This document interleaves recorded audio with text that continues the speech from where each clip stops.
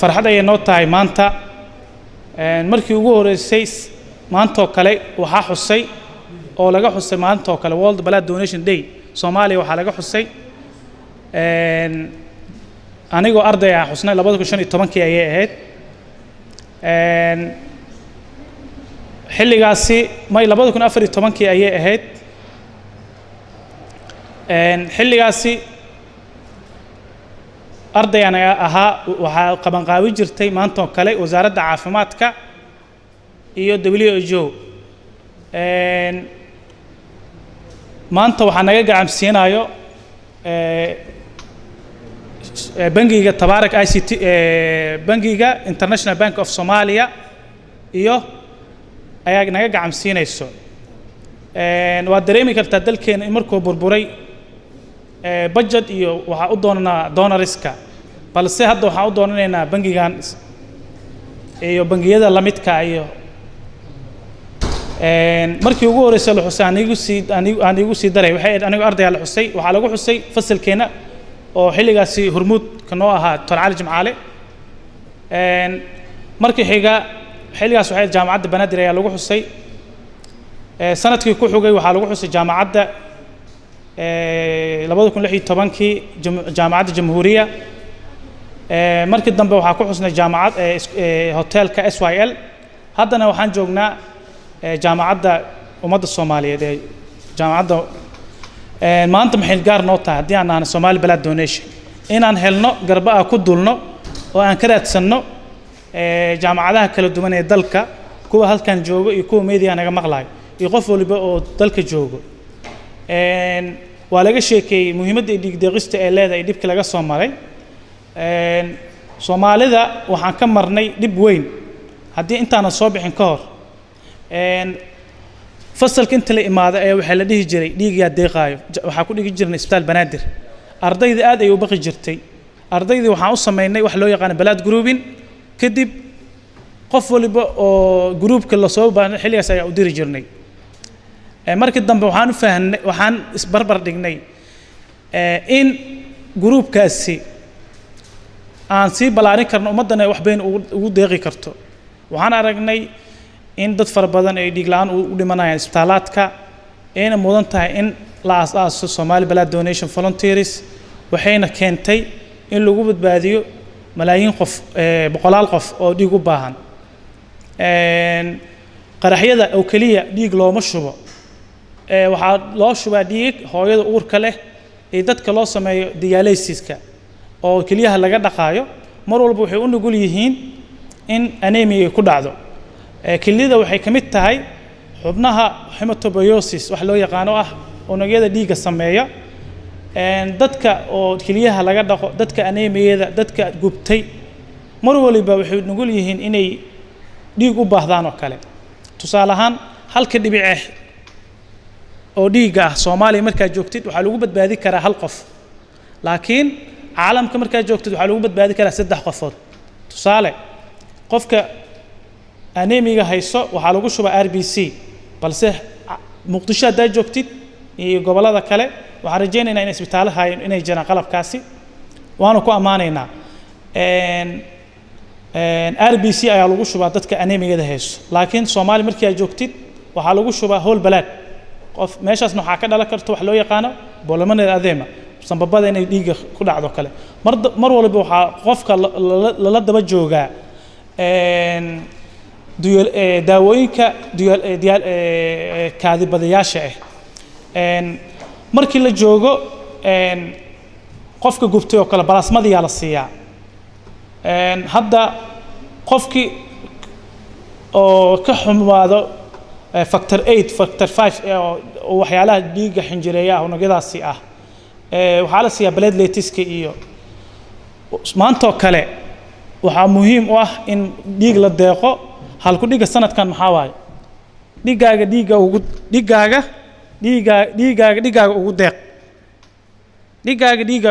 ugu deeq macneed qofka adiga kula midka ah oo walaalkaaga Soomaaliga ah oo muslimka ah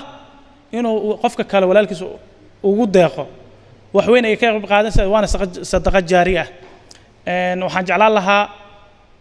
in aan u wada istaagno maalintaani maxaan sameynay maanta waxaan ku casunnay Tabaarak ICT Solution Tabaarak ICT Solution maxay noo sameysay wax weyn ayay noo sameysay haddii aanay Somaliland Donation waxaan ku shaqeynaa buugaag ayaa ku shaqeynaa xafiis ayaa leenahay Fintuuna markii dhiigna la soo weydiiyo laba haba isticmaalnaa in aan buuga ka raadino kadibna Facebook ku qorno Facebook muxuu faa'iideynaa qof isbitaalki meeshaasi qofka ku jiro Facebooka waxa suurtagal inuu isbitaalka diriska la inuu ka warqabin inuu ugu gurmado qofka anaka wacayno oo xaafad shanaad ka imaanay qodob waay marmarka qaar wadooyinka la xiri karaa jam darteed security purpose loo xiri karaa Tabaarak ICT Solution maxay noo sameysay waxay noo sameysay application oo ku jiro Play Store-ka qof walba oo Soomaali ah soo degsan karo waxa la dhahaa application kaasi Somaliland Donation application kaasi goormeen dhalatay waxay dhalatay qaraxii sooba kadib ayka nala soo xiriireen waan igu qanacsanahay shaqada haysiin si wada free ayaan igu siinaynaa waxayna noo saxiixeen intay jirto Tabaarak ICT Solution inay application kaas rangareyn doonaan wax weyn ka qaban doonaan application ka muxuu yahay marka intaas ku qorto faafayntaada qoraysa dhiigaaga tusaale waxa iska soo diiwaan galiyay Soomaaliya dadka joogo dhan maamul goboleedyada dhan run ahaantii waxyaabaha nagu dhaliyay inaan ururka aasaasnan waxa ka mid ahaa baahida aan ku aragnay isbitaalada markii aan mareynay tababarka halka sano ee caafimaadka waxaan aragnay maamooyin badan oo anemia ah oo uur leh caruur badan oo xanuunsan oo dhiig u baahan dad qaraxyada ku soo dhaawacmay dad si kale xanuuno kale oo waqti dheer hayay oo dhiig ku shubis u baahnaa dadkana waxaa liitay wacyigooda ah inay dhiig bixiyaan isbitaalada qaarna maba lahan yacni balaad bangi ma lahan bangi ay dhiig ku kaydsadaan ma laha marka waxay noqotay in shacabkii ayaga dhexdooda iscaawiyaan marka la baraarujiyo loo sheego yacni faa'iidada ay leedahay inay qof walaalkooda caawiyaan waan aayad qur'aan ah waman axyaaha fakaannama axya annaasa jamiica qof haddii aad sabab u noqoto noloshiisa waxay la mid tahay in adduunyada dhan aad sabab u noqotay nolosheeda marka alxamdulillaah markii koowaad dadka xoogaa waxaa ku jira baqdin ah in aynan deeqi karin dhiigooda sababo ayaga ay aaminsanaayeen laakiin markii aan u sharaxnay oo baraarujin badan aan u sameynay way naga ogolaadeen sidii aan ku bilownay iyo hadda heerka aan maraynan alxamdulillaah farqi weyn u dhaxeeyo hadda sida Dr. Cumar idin sheegay application aa jiro oo Play Store-ka ka soo degsanaysid aad isku diiwaan gelinaysid qofka meel walba uu ka joogo Soomaaliya uu soo diiwaan gelinayo dhiiga noociisa uu meesha ku qoraayo ka bacdi markii degmo hebel looga baahdo dhiig in la gelinayo degmada magaceeda inta qof oo soo diiwaan gelisana la helayo si fudud loo helayo halka awalka hore dadka aan tabu ku qorno register ku qorno taleefanadooda aan ka reebno aan wici jirnay markaas waxay ku koobneed inta badan Muqdisho laakiin hadda dhammaan Soomaaliya goboladeeda way wada gaartay oo hadda degmo hadiina loo sheego degmo Hiblaayo wax looga rabaa oo gobolada ay ku jiraan degmada magaceedan gelina dadkan hore ka helnaa ka bacdina qofkii rabay dhiiga iyo qofkii bixinaya isku xirnaa marka intaas waa ugu yaraan service-ka aan u qaban lahayn umadeena maadaama aan nahay bahda caafimaadka waxaan rajeynaynaa ururka markaan dhisaynay ahdaaf badan oo waaweyn ka lahayn oo ka mid ah oo ugu weyneed in aan wadno hawshan ilaa laga gaarayo balaad bangi oo Soomaaliya dhan ay leedahay oo dib loo soo celiyo baahidana ee meesha ka baxdo insha Allah waxaan rajeynaynaa inaan shaqada sii wadno idinkana aad ugu mahadsantihiin sida quruxda badan ee maanta munaasabada aad nagala soo qayb gasheen sida wada ognahay balaad donation ama dhiig deeqis doorka ay u jirto nafta bini'aadamka badbaadinta qofka Ilaahay wax badbaadi karo wax dhamaantaan ka wada dhargsanahay oo wada ognahay in badan baa aragnaa qof dhiig u baahan dhiig loo shubo qofkan ku dhiig ma ahan dhiig nuuciisa ma ahan dhiig nuuciisa qofkii hal raadiyo marka waa Ilaahay mahadiis haday maanta jiraan ururo ka shaqeynayo in ay u shaqeeyaan kaliya dhiigan in ay aruuriyaan ama ay qofkii dhiig u baahda ay u tilmaamaan qofkii dhiigaas uu ka heli lahaa annagana runtii farxad ay noo tahay in aan barnaamijkaas qayb ka noqono maanta aan u joogno halkan xuska maalinta dhiig deeqista adduunka oo sanadkan hal ku dhageedu yahay naftaada naf kale ku badbaadi macnaha waxa waaye qof kale ahaw adigoo qofkaaga ah shakhsi kale ahow marka haddii la soo gaabsho waxay noqonaysaa dhiiggaaga ku badbaadi qof kula mid a adiga ku badbaadi dhiiggaaga marka runtii waana farxad gelinaysaa in nagala soo qayb gashaan oo aan aragno inay muhiimad gaara leedahay barnaamijkan sidoo kaleeto madaxda jaamacadda kulliyadda caafimaadka khaasatan uu nagala joogo hadda doctor cali jimcaale oo ah hormuud ku-xigeenka ahna kusimaha hormuudka maadaama hormuudka uu maqan yahay hadda waa ugu mahad celinaynaa runtii sida uu barnaamijkan nagala soo qayb qaatay agaasankiisa sidoo kaleeto ardada sharafta leh nagala soo qayb galay wariyaasha oo cabaar meesha aan ku haynay ayaguna way mahadsan yihiin runtii aad ay u mahadsan yihiin marka muhiimadda ay maalintan leedahay waa laga yaabaa qaar inay leeyihiin maalin la xusaa waa bidco iyo waa wax oo macnaha wax laga fiican yahay waaye laakiin se waxaan leenahay annagu waxaan ka qaadanaynaa wax kasta isku mar lama xasuusto wax kasta inay daqiiqad ay qalbiga ku soo wadacaan suurtagal maaha marka kalandarka waxaa loo sameeyey inaad wax ka xusuusto soo maaha waxbaa ka xusuusanaysa tusaalahaan waxaan leedahay maalinta berri ah waxaan leeyahay ballan hebla ku xiranaysaa marka waxaa diidaya in annaguna ballan hebla ka dhigano maalintaan kaleeto aan xusuusanno in dhiig deeqis ay jirto aan bangi dhiig aan sidii aan ku heli lahayn aan raadino in dadka dhiig bixiyaasha aan aruurino aan isu keenno marka taas wax noo diidahay ma jirto waxaa jirto sidii horeba loo sheegay walaasha fartuun ay sheegtay ardayda jaamacadda ummadda kulliyadda caafimaadka waxay samaysay barnaamij runtii aad qiimo ah oo wanaagsan oo ah dhiig tijaabin oo qof kasta oo ardada ka mid ah iyo maamulka jaamacadda laga sameeyey intii ay suurtagal noqotay qof kasta nuuca dhiiggiisu yahay inuu ogaado la record gareeyey register ahna loo geey rabo mar dhow oo procession uu yahay sidaasna ay noqonayso in ardada jaamacadda ummadda balaas maamulka ay haystaan ay dhikaar ay ku qorantahay qof kasta nuuca dhiiggiisu yahay jaamacadduna ay ballan qaaday annaguna runtii arrintaas aad u soo dhaweynayno jaamacadaha kaleeto oo sidan oo kaleeto ah arrintaas aan ku dhiirigelinay nagala qayb qaataan jaamacadaha aan u bargina ay jiraan aqbaleen haddana aan rajaynayna inay sameeyaan sii sheegeen marka farxad ayay noo tahay runtii barnaamijkaas aan bilownay in lagu daysado ardada jaamacadda ummaddana wax weyn ayay u tahay tusaale ahaan haddaan usoo qaadanno hadda dhacdadii soo baahinta dhaweyta dhacday 14 Oktoobar isbitaallada waa aragteen Madiina iyo isbitaalladii kale dadka dhaawaca la gabay iska buuxsameen qaabka ku buuxsameen maaha dadkan dhan dhiig bixinayaan macnaha qof kasta dhiig inuu bixiyo wuu rabaa haddana dhiigu nuuciisu yahay ma oga sababtoo ah waxaa boora hore lagu soo dhajiyay waxaa la dhahay waxaa loo baahan yahay amanis iyo manis bas markaas dadka dhan meesha iska buuxiyeen sababtoo qofka ma oga wuxuu yahay marka waxay noqonaysaa inuu ismoodo inuu manis yahay marka taas dhibaatay keentay annagu marka waxaan rabnaa barnaamijkaas si aan u bilownay in ardadka dhan u wada qaataan gobollada Soomaaliya dhan ay ka wada fusho qof kasta oo Soomaali dhiiggiisu nuuc yahay waa karaa wax yar waa tasti qof kasta 2 daqiiqo anagu waa tijaabinay qof kasta 2 daqiiqo ku filan bas 2 daqiiqo bas qof kasta dhiiggiisu nuuciisa uu ku waa karaa marka arrintaas aan sameynay runtii arrintaas way meel martay wayna jirtaa hadda inay madaxa registraha loo gudbin rabo suu ardayda jaamacadda iyo maamulkaba ugu soo qoro marka aad u mahadsantihiin runtii ka soo qaybgalkiina wanaagsan walaalihii soo qaban qaabay barnaamijkan oo ardayda jaamacadda ummadda iyo Somali Blood Donation Volunteers iyo sidoo kaleeto qaybihii kala duwan ee ka qayb qaatay waan u mahad celinaynaa waxaan haddaan ku darsado Dr. Cumar Hadiso markuu taagnaa wuxuu ka sheekeeyey arrin ku saabsan gaalkacyo oo uu dhahay qofa waqooyi jooga intuu dhiig la'aan ku dhacdaa qof koonfur jooga looga keen horta hal mid jirto waa laga yaabaa badankiina hadda aad gaalkacyo ka aaminsan tihiin meel kala qaybsan laakiin hadda barnaamij maadaama uu live ahaa ka soo qaaday intii leela soo xareeray la yiri war barnaamijkaas maxay tahay meesha laga sheegay in gaalkacyo kala qaybsanto la leeyahay war gaalkacyo waa laba qaybood xaggaas dhiig looga doono mid kale laakiin magaalada maadaama ay weyn tahay oo laga yaabo in qofku meel uga baaqdo qof markaas kuma joogo Soomaa adoo isbitaal Madiina joogtaa qof kaaran jooga dhiiggiisa ku dhiig noqon marka in halkaas ka soo kaca marka taas kale taan u qaadano magaalada gaalkacyo wax khaldan laga aaminin maadaama saaxiibad badan aan ku leeyahay oo macnaha haddana ay jiraan ayaantan dambeeto ay jireen dhalinyaro ugu tala gashay magaalada wax laga aaminsan yahay oo ah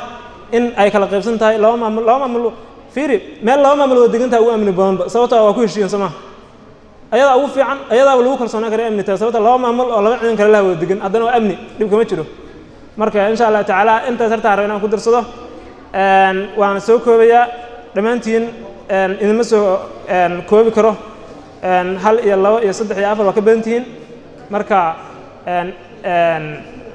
madaxda wasaaradda caafimaadka bangiga runtii waan rajaynaynaa waxyaabaha aan maanta inta u joogno waxaa ka mid ah inaan abuurno fikir ah bangi guud oo Soomaaliya dhan ka dhaxeeya oo dhiig lagu shubo oo dhiig loo doonto inuu jiro qiimo weyn ayay u leedahay caafimaadka qofka maxaa yeelay sidaad ogtihiin dhiigga wax la mid ah dunida ma jiro yani bini aadankaas ayuu ku dhex jiraa oo ilaahay ku abuuray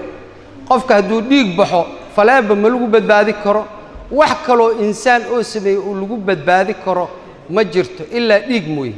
maxaa yeelay dhiigga waxaa ku jiro cells nool oxygen-ka qaado jirka difaaco coagulationka ama xinjiraynta ka hortagaayo waxyaabo badanaa ku jiro aan la koobi karin waxaas insaanka ma samayn karo awood uma laho awood oo waxaas ku sameeyo ma helin marka laazim qofka dhiig baxo in la helo waaye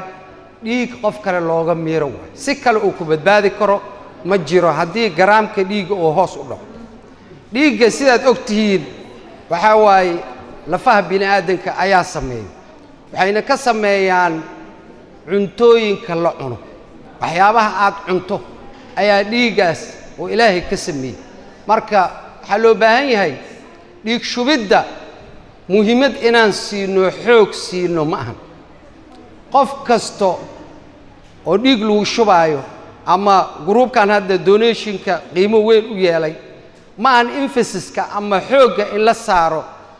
dhiig shubid transfusion in la saaro ma maxaa yeelay maxaa keenay maxaa ninkan u baahiyay ama gabadhan u baahiyay in dhiig lagu shubo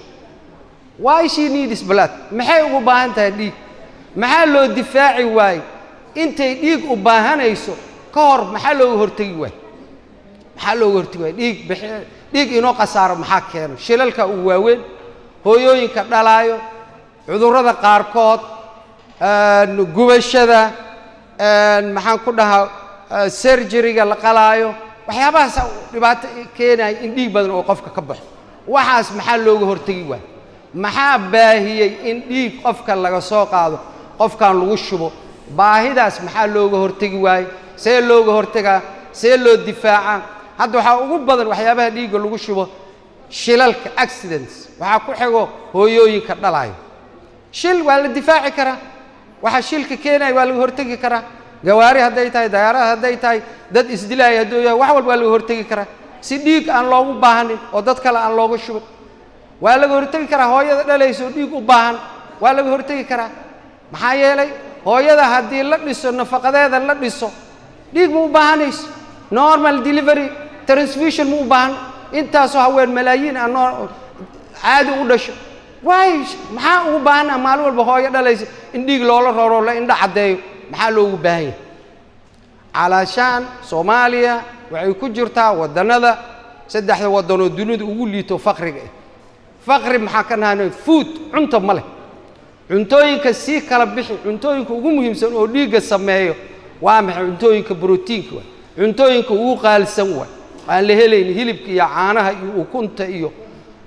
digirta iyo waxyaabahaas qaaliga ah ay ka helaan marka waxa la rabaa gruubkan waa saasay donationkan waa ku mahadsan yihiin laakiin amuurtan in heer qaran la geeyo oo kor loo qaado si cudurradaas ama dhibaatooyinkaas loo difaaco waxaa loo baahan yahay bal ma see looga hortaga transfusion in la helo dhiig in loo shubo see looga hortaga number 1 nafaqo nutrition in la helo haddaan nafaqo la helin beeraha loo noqonin xoolaha loo noqonin fishing loo noqonin dagaag loo noqonin anemia ma laga baxayo it will never finish weligeed ma dhammaanayso maxaa yeelay wixii unugyada sameey lahay qofka hadduusan cunin hooyada uurka leh haddaysan hilib helin caano helin ukun helin seeliska intee ka keenaysaa oxygen-ka qaado wax yar hadday dhiig baxdo khalaas waa dhimanaysa marka waxaa la rabaa amuurta in laga dhigo heer qaran in laga dhigo agriculture iyo livestock animal loo noqdo oo meeshaas laga soo dhiso si transfusion-kan oo u yaraado si oo u yaraado dhiig shubiddan in beerihii loo noqdo xoolihii loo noqdo waxaas loo noqdo maayne hadday ahayn ferro ama folic acid la siiyey waxba ku tari mayso hooyo wax ay ku taraysa lama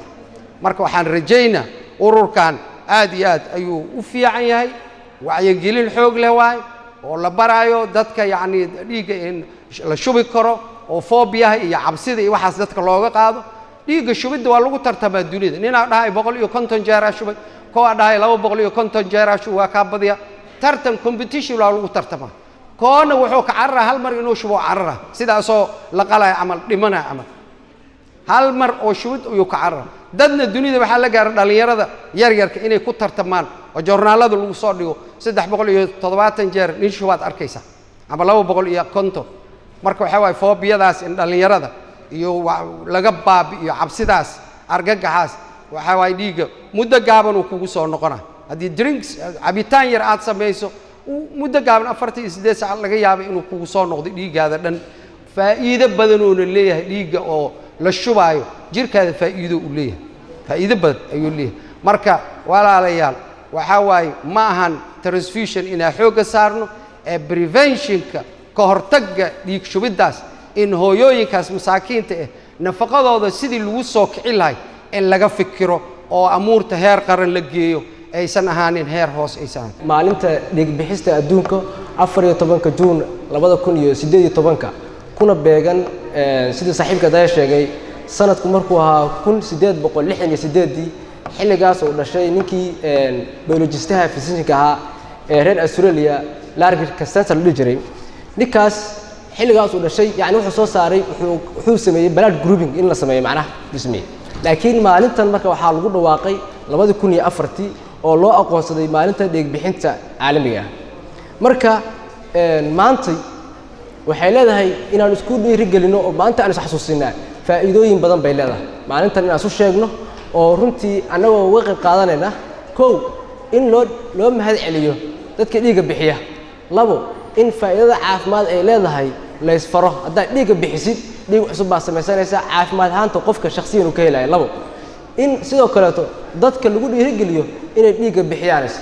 dhiigada ay shubaaniin meelaha dhiiga loo keedina dhiiga loo shubo marka runtii maanta waa maalinta faa'iidooyinka tirada badan leh kulansatay aysan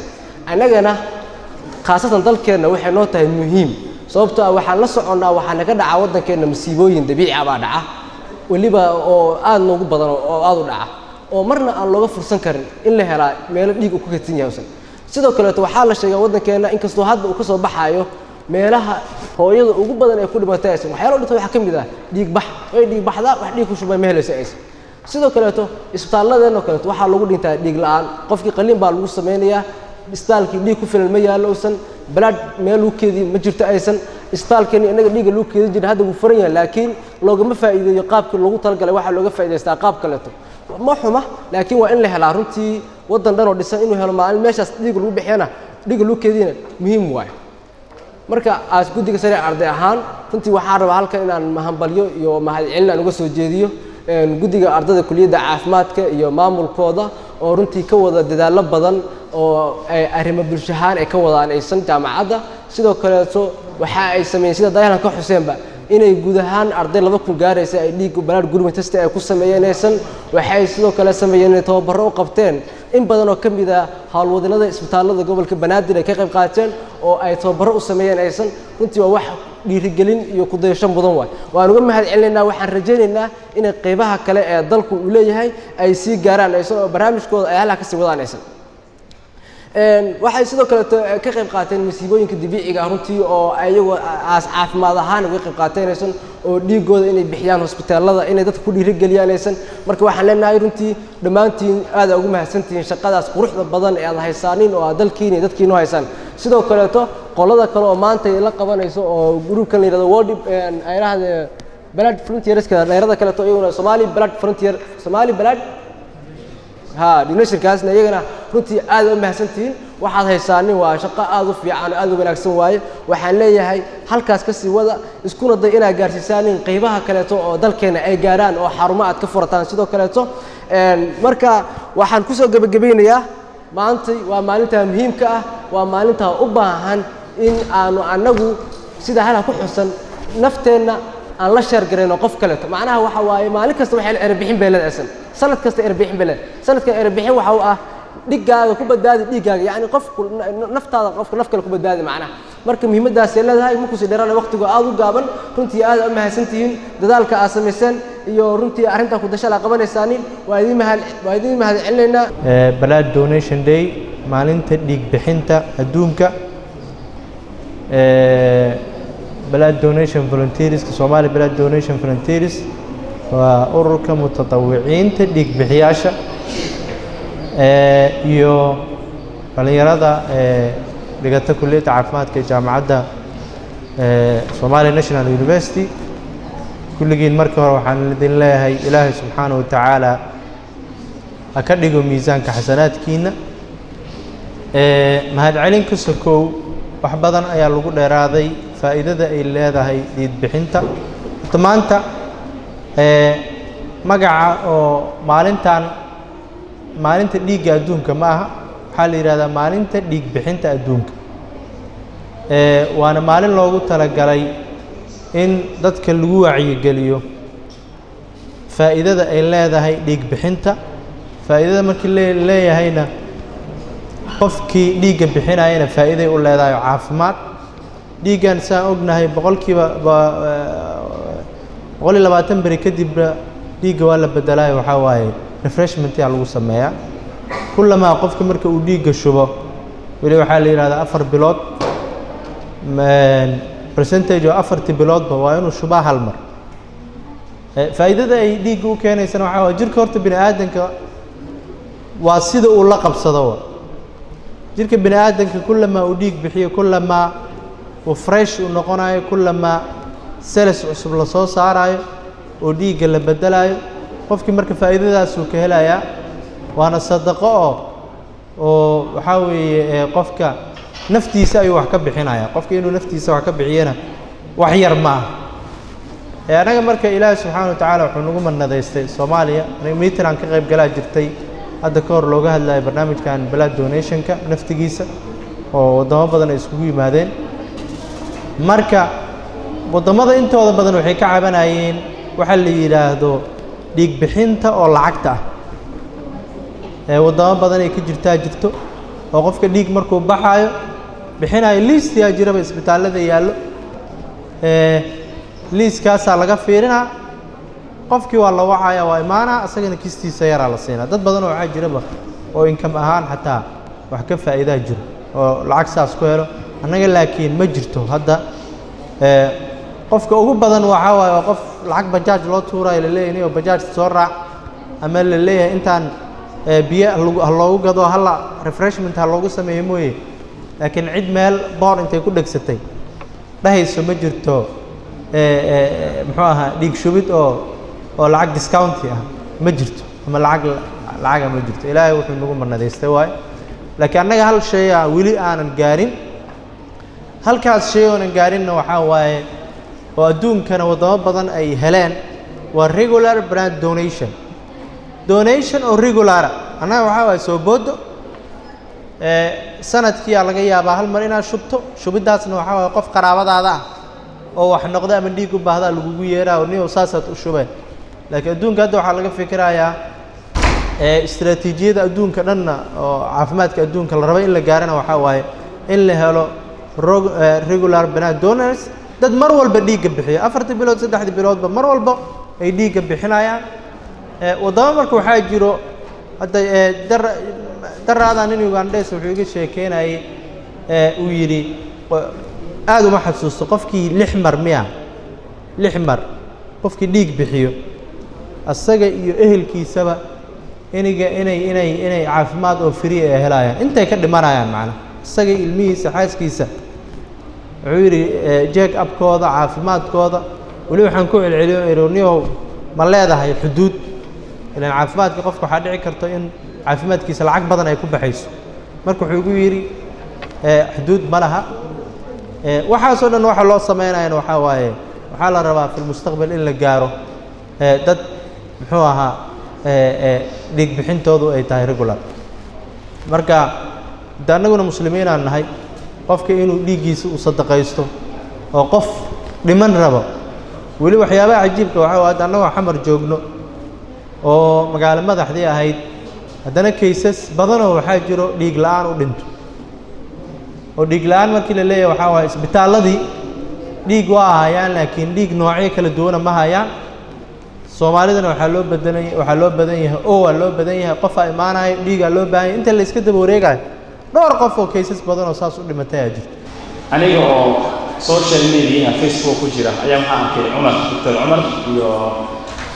dhakhtar kale oo saanta ka tirsanay oo qof dhaawac sida waxay ugu dhalisay arintaasu damaq gooni ah iyo xanuun gooni ah kullu qofkii sideen qof yara culus oo haysan ka dareemayo waxaan ku darsaday Facebooka xoogaa kadibna waa la hadlay Facebook kala soo hadlay intaan Facebook kala soo hadlay ayaa waxa dhacday haddana inaan arkay iyagoo dad dhiig ka qaadayaan oo sawiradii soo post gareynayaan Facebooka galabtii ka dambeeyaan la kulmay waxay ii sheegeen shaqada ay qabtaan inay tahay in dadka dhiiga ay isugu tabarucaan oo qofkii dhiig ku tabarucaya inay qof kale ku xiraan waxa meeshii nooga soo baxday oo aniga ii muuqatay qaabkii hawshii aan u fududay lahayn maadaama aynaan anagu markay shaqadaas aan la qabanin waxaan ugu tabarucnay adeega hadda meesha ka muuqda aan ugu bixinay Somali Blood Donors waa adeeg fududaynaya shaqadii ay qaban lahaayeen dhalinyaradaas ama dhaqaatiirtaas wuxuu kaloo fududaynaya oo aad iyo aad hadda laga qoron yahay wuxuu watari doonaa qaybtii hadda Dr. Cumar oo ka hadlayay oo ahayd dadku inay helaan si regular ah in dhiig isaga shubaan waxa laga yaabaa haddii maanta dhiig laga shubo inaadan dib dambe jaanis u helin waqti dhow si marka dhiig laga shubo laakiin haddii aad adeegaas iska diiwaan gelisid oo aad soo degsatid waxaad awood u yeelan doontaa inaad samaysatid adiga sajiul gooni ah 3 bilood kadib waa laga shubi karaa waxaa kaloo fududaanaysa meesha aad joogtid in la ogaado si aad u caawisid dadka kula jooga meeshaas wuxuu fududaynayaa shaqadii ay qaban lahaayeen ama qofkii la wici lahaay ama dhiigii dib loo baari lahaay ama haddii la qoran yahay waxa laga yaabaa haddii adeeg soo degsadaan kun qofood hal mar aad loo diri karaa oo la dhihi karaa fadlan dhiig X ama dhiig O ama dhiig Y u horbaahade ayaa loo baahan yahay qofka raba inuu ku soo dhaqaysto ha tago meeshaas marka waa fududaanaysa inay fariinti gaarto 1000 qofood ama ka badan wax ka yar hal daqiiqo taas waa adeega iyo faa'iidadiisa waxaan aniga intaan kulto aan isbaran kadib waxay soo qabsatay hal case oo aan wax ka taaban karo waxay ahayd hadda bil ka hor waxaan joogay Dr. Guuleed isbitaalka Dr. Guuleed waxay gaar maqribkii nin oday ayaa wuxuu keenay islaan foolanaysa waxaan dhihi karaa almost 70% anigu ma aqaan qaabka dhiigga loo cabiro nin IT aan ahay oo software-da aan sameeyaa laakiin علشان واترفع 70% تبر مهيني قف يا تبر بيدته هاد اسبيتال كذا في جوجي هذا ما أنت نرد جوجا وفعنا هذا كميرا وان ضمنين أو مصر عنها من قصة الطبات وقفت مرهاس دي كذا يدونه يروح هاي ولا جواي اسبيتال كلا لا وعي ولا جواي وحين نرد جوجين almost 40 minutes اللي أخو قياس كلا كاس وهاي سمر كيبا أيام وعي دكتور عمر waxaan dhahay wal qof noocaas jira isbitaalka Dr. Guuleed u yaala dhiigina waa laanahay aniga hata waa laga baara dhiig wax soo saar fariin gaaban ayuu markii wuxuu dhigay programkaas aan u sameeynay ayuu dhigay wuxuu ugu soo celiyay xeer aan 10 daqiiqo waaye kadib nin wuxuu dhahay dhiig waa idin helnay qof aan idin soo dirnay oo idin soo socda sidaas haddii waxaan isleeyahay ay ayagu tiri lahayn de anagu bas ka weynana doorka qofada dhiigaas wax lagu amaano oo haddii Ilaahay ba ku roon yahay kiiskaas ka weyn oo ilmaan inuu jiro feeri hiskiyay gabadhaas ay ku jirtay isla markiiba waa lagu shubay qofku waa noo yimaaday isla markiiba waa lagu shubay aniga markii kulatu ugu dambeysay